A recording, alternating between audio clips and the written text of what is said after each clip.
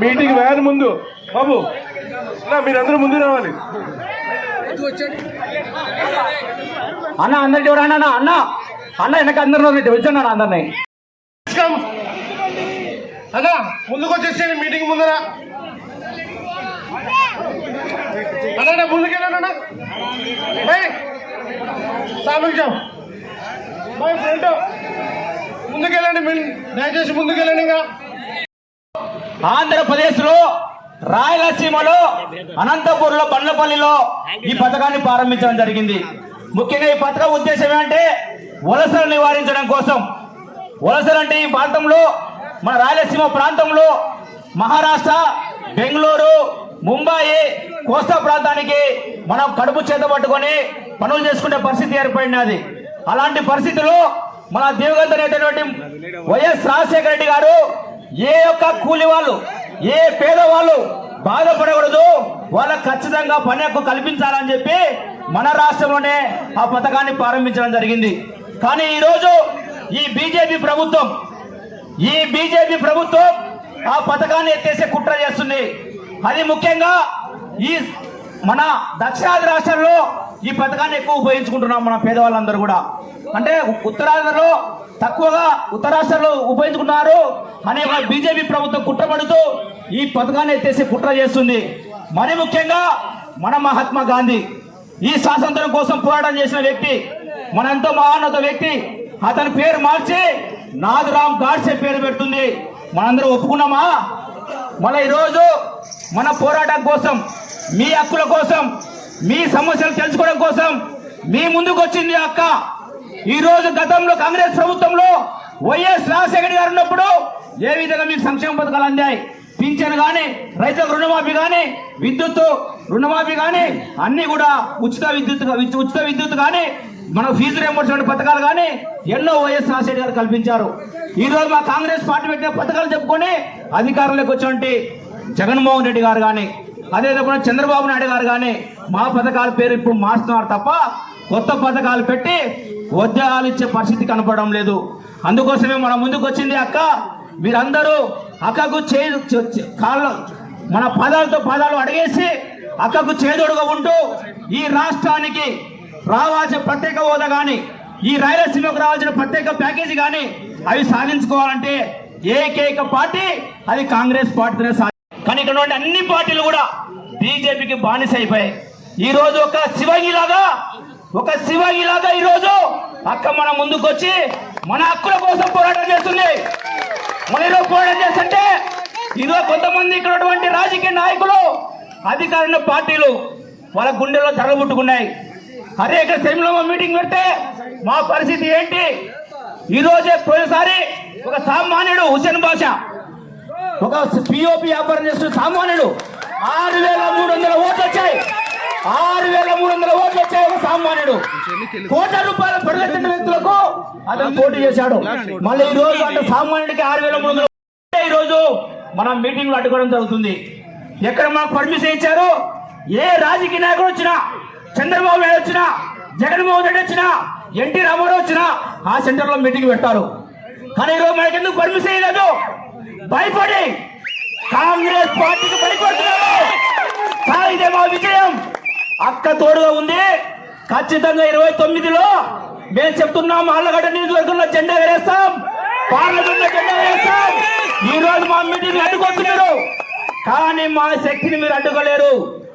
దేశవ్యాప్తంగా కాంగ్రెస్ పార్టీ మీ కుటుంబాలలో రాజకీయ భిక్ష పెట్టింది కాంగ్రెస్ పార్టీ. మరి ఇలాంటి పార్టీలకు మీరు ఇలా మా పర్మిషన్ అడ్డుకుంటారా అని చెప్పి అడుగుతున్నా. కానీ భయపడే ప్రసక్తి లేదు. ఇంకా ఎత్తుగా మేము శక్తిని పెంచుకొని, అక్క బలం తీసుకొని, మీ బలం తీసుకొని ఖచ్చితంగా ఈ ఆళ్లగడ్డ నియోజకవర్గంలో నంద్యాల పార్లమెంట్ లో ఖచ్చితంగా కాంగ్రెస్ జెండా ఎగరేసే విధంగా మా ప్రయత్నాలు ఉంటాయి. మేము చేస్తామని చెప్పి తెలియజేస్తున్నా. ఇప్పుడు అక్కగారు మన వైఎస్ సెన్నరెడ్డి గారు మాట్లాడాల్సిందిగా కోరుతున్నా.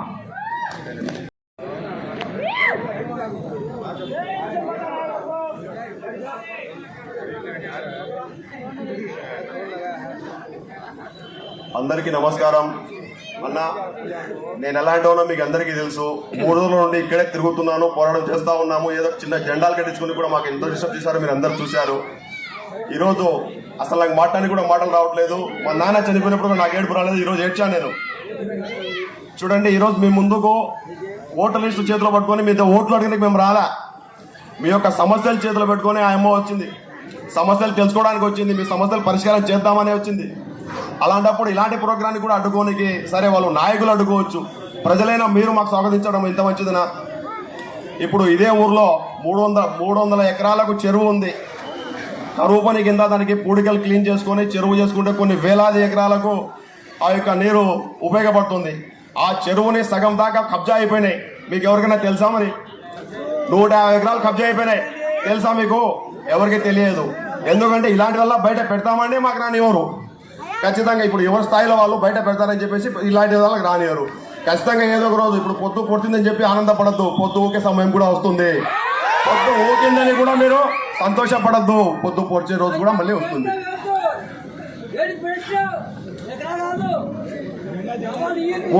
300 ఎకరాలలో 150 ఎకరాలు దాదాపు కబ్జా చేసుకుని ఉన్నారు.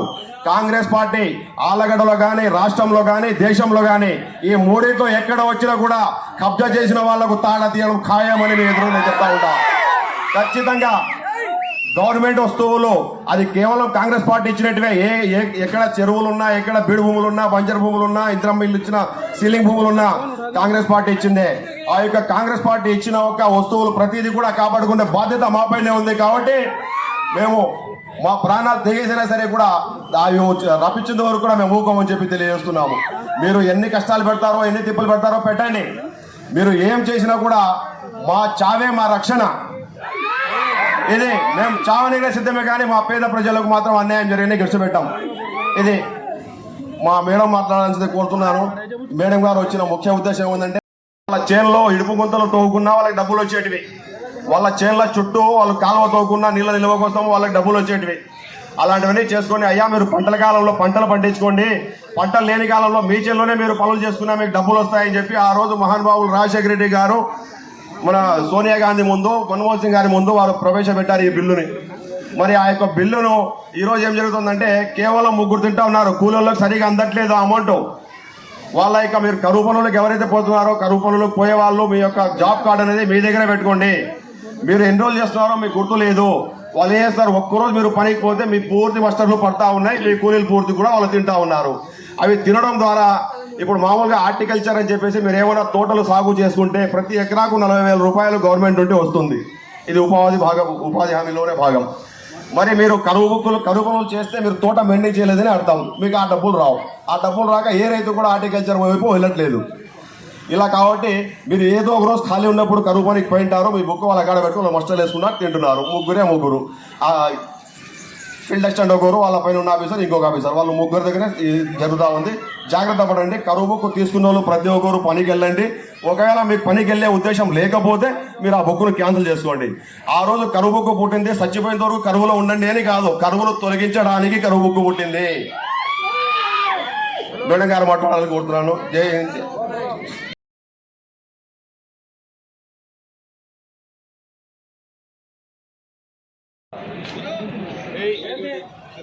సిరివెల్ల ప్రజలకు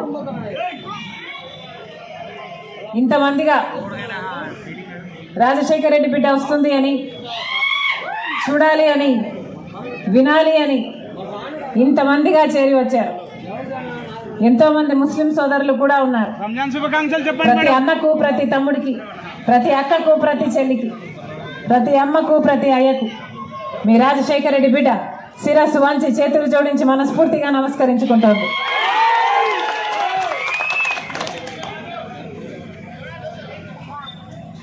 రాజశేఖర రెడ్డి గారి గురించి నేను మీకు చెప్పాల్సిన అవసరం లేదు. ఈరోజు మీ అందరూ ఇక్కడికి వచ్చారు అంటే ఒకసారి ఆ రాజశేఖర రెడ్డి గారిని తలుసుకునే వచ్చారు. 5 సంవత్సరాలు మాత్రమే ఉన్నాడు రాజశేఖర రెడ్డి గారు ముఖ్యమంత్రిగా. కానీ 5 ఏళ్లలో ఎన్నో అద్భుతమైన పథకాలు, అది కూడా అద్భుతంగా అమలు చేసి చూపాడు రాజశేఖర రెడ్డి గారు. ముస్లిం సోదరులకు కూడా 4% రిజర్వేషన్ ఇచ్చిన ఘనత కేవలం రాజశేఖర రెడ్డి గారికి మాత్రమే. ఎంతమంది ముస్లిం బిడ్డలు చదువు అయితేనేమి, ఉద్యోగం అయితేనేమి, డాక్టర్లు లాంటి పెద్ద పెద్ద చదువులు కూడా చేసుకోగలిగారు అంటే దానికి కారణం రాజశేఖర రెడ్డి గారు ఇచ్చిన 4% రిజర్వేషన్. అంతేకాదు రైతులకి ఉచిత విద్యుత్ అయితేనేమి, రుణమాఫీ అయితేనేమి, ఆరోగ్యశ్రీ అయితేనేమి, ఫీజు రీయింబర్స్మెంట్ అయితేనేమి, 108 అయితేనేమి, లక్షల మందికి ఇందిరమ్మ ఇల్లు అయితేనేమి, పేదవాళ్ళకి భూములు అయితేనేమి, ఇలా 1 కాదు 2 కాదు ఎన్నో అద్భుతమైన పథకాలు అద్భుతంగా అమలు చేశాడు రాజశేఖర రెడ్డి గారు. అలా రాజశేఖర రెడ్డి గారు ముఖ్యమంత్రిగా ఉండంగా అప్పుడు కాంగ్రెస్ పార్టీ కేంద్రంలో మన్మోహన్ సింగ్ గారు ప్రధానమంత్రి ఉండగా తీసుకొచ్చిన పథకం మహాత్మా గాంధీ జాతీయ ఉపాధి హామీ పథకం, అంటే కరువు పని. ఎందుకు తీసుకొచ్చారు ఈ పథకాన్ని? ఎందుకంటే పేదవాడు కూడా వలసలు పోకుండా ఆ గ్రామంలోనే పని చేసుకోగలగాలి, ఆ వేతనం తీసుకోగలగాలి, తన కుటుంబాన్ని బతికించుకోగలగాలి అనే ఈ బ్రహ్మాండమైన పథకానికి శ్రీకారం చుట్టింది కాంగ్రెస్ పార్టీ. ఇది ఎంత అద్భుతమైన పథకం అంటే ప్రపంచంలోనే ఇంత పెద్ద ఎత్తున కోట్ల మందికి ఉపాధినిచ్చే పథకము ఇంకొకటి లేదు. అందుకే దేశ విదేశాల నుంచి కూడా వచ్చి రీసెర్చ్ పేపర్లు తయారు చేశారు ఉపాధి హామీ పని పథకం మీద, కరువు పని మీద. ఎందుకంటే కరువు పని గ్రామాలలో ఎక్కడెక్కడైతే ఏ అవసరం ఉందో ఆ అవసరాన్ని కొద్ది ఉపాధి పనిని దాంతో ముడిపెట్టి అక్కడ పని చేపించేవాళ్ళు. తద్వారా గ్రామాలలో పని జరిగేది, గ్రామాలలో అభివృద్ధి జరిగేది, గ్రామస్తులకు పని కలిగేది, వాళ్ళకు కూలి వచ్చేది, వాళ్ళ కుటుంబాలు నిలబడేవి. ఇలా ఇంత మేలు చేసింది ఉపాధి హామీ పథకం. కానీ ఇప్పుడు కేంద్రంలో బీజేపీ పార్టీ అధికారంలో ఉంది. 11 సంవత్సరాలుగా బీజేపీ పార్టీ అధికారంలో ఉంది. ఒకప్పుడు అద్భుతంగా జరిగిన ఉపాధి హామీ పనికి ఇప్పుడు బీజేపీ పార్టీ ఒక శనిలాగా పట్టుకుంది. ఇప్పుడు బీజేపీ పార్టీ చెప్తున్న మాట, ఈ ఉపాధి హామీ పనిని తీసేస్తారట, కొత్త ఉపాధి చట్టాన్ని తీసుకొస్తారట, దీనికి విపి గ్రామ్ అనే పేరు పెట్టారు. ఎంత పుణ్యమైన మహాత్మా గాంధీ గారి పేరును తీసేస్తారట, విపి గ్రామ్ అనే ఒక పేరును పెట్టారు. ఎలాగైతే మహాత్మా గాంధీని ఆర్ఎస్ఎస్ సభ్యుడు గాడ్సే చంపేశాడో అలాగే మహాత్మా గాంధీ పేరు ఉన్న ఈ ఉపాధి హామీ పథకాన్ని కూడా నరేంద్ర మోదీ చంపుతున్నాడు. నాథురామ్ గాడ్సేకి నరేంద్ర మోడీకి పెద్ద తేడా లేదు. ఇద్దరు గాంధీని, గాంధీ ఆశయాలను చంపుతున్న వాళ్ళే. ఇప్పుడు చెప్తున్నది ఏమిటంటే బీజేపీ పార్టీ ఈ ఉపాధి హామీ పథకంలో కేంద్రమే మొత్తం డబ్బులు ఇచ్చేది ఒక్క పనిముట్లకు తప్ప. కానీ ఇప్పుడు ఈ కొత్త చట్టంలో కేంద్రం ఇయ్యదట. కేంద్రం 60% ఇస్తుందట, రాష్ట్రాలే 40% పెట్టుకోవాలట. మన రాష్ట్రానికి 40% ఖర్చు పెట్టుకునే స్తోమత ఉందో లేదో మీరు ఒకసారి ఆలోచన చేయండి. ఇప్పటికే జగన్మోహన్ రెడ్డి గారు ముఖ్యమంత్రిగా, చంద్రబాబు గారు ముఖ్యమంత్రిగా ఇప్పటికే మన రాష్ట్రం మీద 11 లక్షల కోట్ల అప్పుల కుప్ప ఉంది. ఇది తీర్చుకోవడానికే తరాలు పడుతుంది. ఎన్నో భావితరాలు నలిగిపోతాయి. ఇప్పటికే మన ప్రభుత్వానికే ప్రభుత్వ ఉద్యోగస్తులు కూడా జీతాలు ఇచ్చే పరిస్థితి లేదు.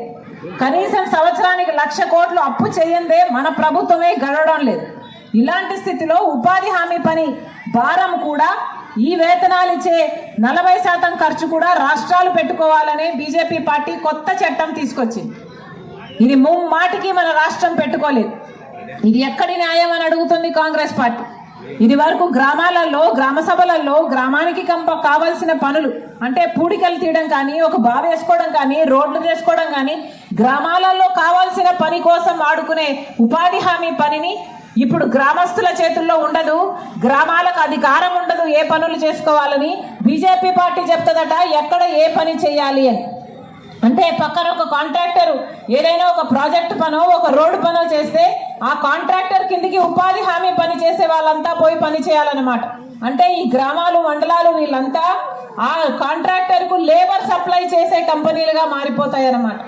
ఇది ఎక్కడి న్యాయం అని అడుగుతున్నా. ఇక కాంట్రాక్టర్ ఎప్పుడు ఇస్తాడో, డబ్బులు ఎప్పుడు ఇయ్యడో, ఎంత ఇస్తాడో, ఇదంతా మొత్తము బీజేపీ పార్టీ ఉపాధి హామీ పనిని కూనీ చేయడానికే చేస్తుంది. ఆ డబ్బులు మిగిలించుకోవడానికే చేస్తుంది. ఒక కాంగ్రెస్ పార్టీ మాత్రమే అన్న ఈరోజు పేదవాడి పక్షాన ఉపాధి హామీ పథకాన్ని నిలబెట్టాలి అని కొట్లాడుతున్నది ఒక్క కాంగ్రెస్ పార్టీ మాత్రమే అన్న. ఈ ఒక్క విషయంలోనే కాదు కాంగ్రెస్ పార్టీ నిలబడి కొట్లాడుతున్నది. ఏ ప్రజలకు వచ్చిన ఏ సమస్య అయినా ఈరోజు ప్రతిపక్ష గొంతై నిలబడిన ఏకైక పార్టీ మన రాష్ట్రంలో ఒక్క కాంగ్రెస్ పార్టీ మాత్రమే. ఎందుకంటే బీజేపీ పార్టీ ఎన్ని వికృత చేష్టలు చేస్తున్నా కూడా అటు తెలుగుదేశం పార్టీకి కానీ, అటు జనసేన పార్టీకి కానీ, లేదా జగన్మోహన్ రెడ్డి గారి వైసీపీ పార్టీకి కానీ కనీసం చీమ కుట్టినట్టు కూడా ఉండదు. ఎవరు బీజేపీ పార్టీకి వ్యతిరేకంగా మాట్లాడే ధైర్యం చేయరు. ఎందుకంటే వీళ్ళందరూ బీజేపీ పార్టీకి బానిసలుగా తయారైపోయారు. బీజేపీ పార్టీకి బినామీలుగా తయారైపోయారు. ప్రత్యేక హోదా మనకు 11 ఏళ్ల క్రితం రావాల్సింది వచ్చిందా? ఇచ్చిందా బీజేపీ పార్టీ? మరి ఇయ్యకపోతే చంద్రబాబు గారు మాట్లాడారా, పవన్ కళ్యాణ్ గారు మాట్లాడారా, లేదా జగన్మోహన్ రెడ్డి గారు మాట్లాడారా? ఎవ్వరూ మాట్లాడలేదు. బీజేపీకి వ్యతిరేకంగా అధికారంలో ఉండంగా ఎవ్వరూ మాట్లాడు. ఎందుకంటే అందరూ బీజేపీకి తొత్తుల్లా మారిపోయారు. కాబట్టి మనకు అమరావతి కట్టాలి అన్నది మన హక్కు. మన రాష్ట్రం విడిపోయినప్పుడు అమరావతి కట్టాలి, కట్టివ్వాలి అన్నది కేంద్రం మనకు చేసిన వాగ్దానం. ఉందా మనకు రాజధాని? ఏమన్నా ఉందా? పక్కన చూస్తున్నాం, చెన్నై ఉంది, బెంగళూరు ఉంది, ముంబై ఉంది. మనకేముంది? చేతిలో చిప్పు ఉంది. మన బిడ్డలు ఎక్కడికి వెళ్ళాలి ఉద్యోగాల కోసం? మనకెందుకు లేదు రాజధాని? ఎందుకంటే ఈ నాయకులు ఎవరూ పట్టించుకోలేదు కాబట్టి, ఎందుకంటే వీళ్ళందరూ బీజేపీకి సాగిలపడ్డారు కాబట్టి. ఇప్పటికీ కూడా బీజేపీ పార్టీ మనకు నిధులు ఇవ్వటం లేదు అమరావతికి. ఇప్పటికి కూడా చంద్రబాబు గారు అప్పులు తీసుకొస్తున్నారు. ఎవరు అడిగారు అప్పులు? ఎందుకు ఇస్తున్నారు మాకు అప్పులు? ఈ అప్పులు ఎవరు తీర్చుకోవాలి? ఎందుకు మా బిడ్డలు మా భావితరాల మీద ఈ అప్పులు పడాలి? ఎవరైనా ప్రశ్నిస్తున్నారా? కనీసం ప్రతిపక్షంలో ఉన్న జగన్మోహన్ రెడ్డి గారైనా ప్రశ్నిస్తున్నారా అంటే వాళ్ళు కూడా మాట్లాడు. ఎందుకంటే అందరికీ కావాల్సింది వాళ్ళ స్వార్థ రాజకీయాలు. వాళ్ళు చూసుకోవాలి, వాళ్ళు బయటపడాలి అంతే తప్ప ప్రజల మేలు ఎవ్వరూ కాంక్షించటం లేదు ఇక్కడ. అన్నా ఇంతకాలంగా మన రాష్ట్రం బాగుపడలేదు అంటే దానికి కారణం ముఖ్యమంత్రిగా చంద్రబాబు గారు, ముఖ్యమంత్రిగా జగన్మోహన్ రెడ్డి గారు విఫలమయ్యారు కాబట్టి. అందుకే ఈ రోజు వరకు కనీసం పోలవరం ప్రాజెక్టు కూడా పూర్తి చేసుకోలేకపోయాం. ఈ రోజుకి కూడా బీజేపీ పార్టీ పోలవరం ప్రాజెక్టు ఎత్తు తగ్గించి డబ్బులు ఇస్తుంటే ఒక్క ఎంపీ, తెలుగుదేశం ఎంపీ అయినా, జనసేన ఎంపీ అయినా, వైసీపీ ఎంపీ అయినా ఒక్కడైనా నిలబడి మా పోలవరం ప్రాజెక్టును ఎందుకు కూనీ చేస్తున్నారు, అదొక లిఫ్ట్ ఇరిగేషన్ ప్రాజెక్ట్ అయిపోతుంది అని ఒక్కడు కూడా ధైర్యం చేసి మాట్లాడలేదు. అంటే ఇక మీరు వీళ్ళందరూ ఎంపీలుగా ఎందుకున్నట్టు, నాయకులుగా ఎందుకున్నట్టు, వీళ్ళ పార్టీలన్నీ మన రాష్ట్రంలో ఎందుకున్నట్టు? కేవలం వాళ్ళ స్వార్థ రాజకీయాల కోసమే ఉన్నాయి. ఒక్క కాంగ్రెస్ పార్టీ మాత్రమే ఈ సమస్యలన్నిటి మీద ఈరోజు నిలబడి పోరాటం చేస్తుంది. ఈ సమస్య మీద కూడా ఉపాధి హామీతో మొదలు పెట్టుకొని అన్ని రాష్ట్రంలో ఉన్న అన్ని సమస్యల మీద కాంగ్రెస్ పార్టీ పోరాటం చేయడానికి సిద్ధంగా ఉంది. కానీ మా వెనకాల మీరు కూడా ఉండాల్సిన అవసరం ఉంది. ఎందుకంటే మీరు మీ తోడు మాకు లేకపోతే కాంగ్రెస్ పార్టీ చేయగలిగింది ఏమీ లేదు. ఏ కాంగ్రెస్ పార్టీ అన్నా? రాజశేఖర రెడ్డి గారి కాంగ్రెస్ పార్టీ. రాజశేఖర రెడ్డి గారు ఏ పార్టీలో ఉన్నారు? కాంగ్రెస్ పార్టీ నాయకుడు కాబట్టే, కాంగ్రెస్ పార్టీ అధికారంలో ఉన్నింది కాబట్టే, కాంగ్రెస్ పార్టీ కేంద్రంలో కూడా ఉన్నింది కాబట్టే రుణమాఫీ లాంటి అద్భుతమైన పథకాలు చేయగలిగాడు రాజశేఖర రెడ్డి గారు. మళ్ళీ అలాంటి అద్భుతమైన పథకాలన్నీ జరగాలి అంటే మళ్ళీ కాంగ్రెస్ పార్టీ వల్లనే సాధ్యమవుతుంది. ఇప్పుడు ఆరోగ్యశ్రీ సరిగ్గా నడుస్తుందా? ఫీజు రీయింబర్స్మెంట్ సరిగ్గా నడుస్తుందా? ఇందిరమ్మ ఇళ్ల పథకం సరిగ్గా నడుస్తుందా? పేదవాడికి ఇల్లులు వస్తున్నాయా? చదువుకున్న బిడ్డలకు ఉద్యోగాలు వస్తున్నాయా? డిగ్రీలు పీజీలు చదివి రోడ్ల మీద తిరుగుతున్నారు బిడ్డలని ప్రతి ఊర్లో చెప్తూనే ఉన్నారు. ఇదేనా మనకు కావాల్సింది? ఇలాంటి రాష్ట్రమేనా మనకు కావాల్సింది? ఒకసారి అందరూ ఆలోచన చేసుకోవాలి. ఈరోజు రాజశేఖర రెడ్డి బిడ్డ ఇక్కడ నిలబడింది అంటే దానికి కారణం ఆంధ్ర రాష్ట్ర బిడ్డలకు, ఆంధ్ర రాష్ట్ర ప్రజలకు మేలు జరగాలి. అందుకే అడుగుతున్నా, కాంగ్రెస్ పార్టీ అన్న ఒకప్పుడు ఇదే హస్తం గుర్తు మీద మీ అందరూ మీ అమూల్యమైన ఓటు వేస్తే రాజశేఖర రెడ్డి గారు ముఖ్యమంత్రి అయ్యారు. మళ్ళీ ఇదే కాంగ్రెస్ పార్టీ అడుగుతుంది, ఇదే కాంగ్రెస్ పార్టీని మీరు ఆదరించండి. మళ్ళీ రాజశేఖర రెడ్డి గారు తెచ్చిన సువర్ణ పరిపాలన మేము తీసుకొస్తామని మీకు మాటిస్తున్నాం. మరొక్కసారి మేము మీ వైపు కొట్లాడడానికి, మీకు వచ్చిన ప్రతి సమస్య మీద కొట్లాడడానికి కాంగ్రెస్ పార్టీ తరఫున మేము సిద్ధంగా ఉన్నాం. కానీ మీ బలం కూడా మాకు ఇవ్వాలి. మీ అండదండ మాకు లేకపోతే మేము ఏమీ చేయలేం. మేము ముందుండి కొట్లాడతాం, కానీ మా వెనక మీరు ఉండాల్సిన అవసరం ఉంది. మరొక్కసారి మీ సమయం చేసుకొని మా కోసం వచ్చారు. ఇంత పవిత్రమైన రోజు కూడా, రంజాన్ మొదలైపోతుందంట. ఈ రోజు కూడా మా కోసం మీరు సమయం చేసుకొని వచ్చారు. ఇంతమంది మీ పనులు మానుకొని మా కోసం వచ్చారు. మరొకసారి మీ ప్రేమకు, మీ అభిమానానికి, ప్రతి అక్కకు, ప్రతి చెల్లికి, ప్రతి అన్నకు, ప్రతి తమ్ముడికి మీ రాజశేఖర రెడ్డి బిడ్డ శిరస్సు వంచి చేతులు జోడించి మనస్ఫూర్తిగా కృతజ్ఞతలు చెప్పుకుంటాను. జోహార్ వైఎస్ఆర్, జోహార్ వైఎస్ఆర్, జై కాంగ్రెస్, జై జై కాంగ్రెస్. అందరికీ రంజాన్ ముబారక్.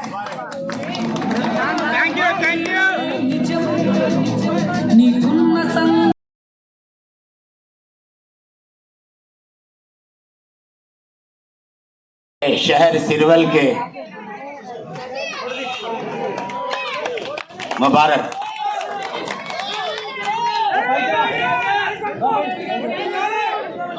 रानी में जज़ाए खैर दे। और ये कांग्रेस पार्टी गरीबों की आवाज को सुनने वाली पार्टी है और गरीबों का हक दिलाने वाली पार्टी है। जैसा कि अभी जिस कानून के ताल्लुक से शर्मिला रेड्डी ने बताया, ये 100% सही है। आप लोगों का कीमती वोट आने वाली आवाज है और गरीबों की साथ देने वाली ये कांग्रेस है। मैं तमाम मुसलमानों से गुजारिश करता हूं कि आने वाले इलेक्शन में हमारे अपने वैएस राजशेखर रेड्डी की वो नेक दुख्तर बेटी जो वैएस शर्मिला आज हमारे सामने हमारे बस्ती सिरवल को आए हैं, मैं उन सबको मुबारकबाद देते हुए गुजारिश करूंगा हमारे रियासत आंध्र प्रदेश के लिए प्रेसिडेंट के तौर पर सीएम के जय कांग्रेस, जय जय कांग्रेस। अभी कोई इलेक्शन नहीं है, हम आपके वोट नहीं मांग रहे, आपके दिल में जगह मांग रहे। कांग्रेस पार्टी आपकी पार्टी है, आपकी पार्टी थी, कांग्रेस पार्टी आपकी पार्टी है और कांग्रेस पार्टी आपकी पार्टी रहेगी, वादा है हमारा।